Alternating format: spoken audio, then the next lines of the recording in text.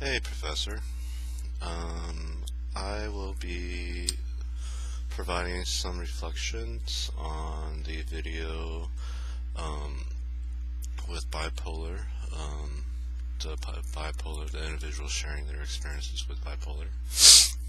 I think one thing that, so just the first topic with diagnosis is um, just the really varied um, kind of experiences that the different participants had.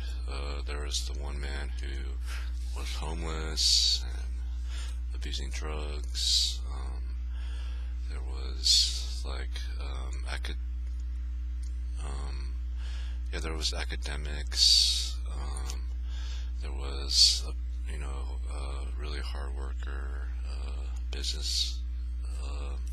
She was a trainer and working on a farm.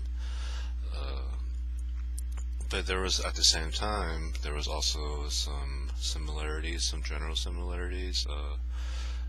Like a sense of something always being wrong. Um, the the differences in symptoms from bipolar 1 and bipolar 2, having, bipolar 1 having more manic, more mania, with a, pronounced by the higher level of, kind of brain activity, and then on the other side, the more depressed, symptoms, and then, a lot of them talked about suicide, or was that depression? I think no. So, I do think, I think as a practitioner, diagnosing I think a lot of them also initially were diagnosed with depression. Um, a lot of them went through decades. I think one of them was first diagnosed when he was in his 40s. Others when they were in their 20s.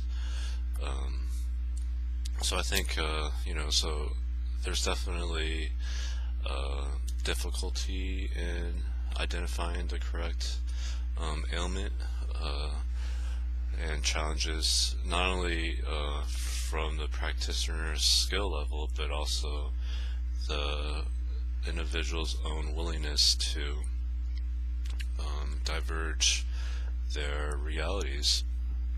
And that kind of speaks on, they all spoke about how important it was to connect with the therapist or the practitioner or whatnot, the doctor, to really feel the willingness to open up, the trust, the working relationship to, there was the examples of they felt listened to, so they were willing to listen to the professional's advice, or the other was working so hard that they wanted to work just as hard as those helping them. So, but then also, they all talked about that it was difficult to find the right person. So I think, and then, so keeping that in mind, the difficulties of diagnosing, but then also the relationship, and then, I was kind of left with the really profound idea of just understanding themselves and working towards a less difficult and a more rewarding existence, through self-care and their supportive relationships, and doing things that are more fulfilling, like sharing and education. And I think that also rings true for, working with the mental health professionals and, the general public at large. Just, this need to accept themselves and to, get better as individuals. So it was a very hopeful ending, and think they have a lot to share, and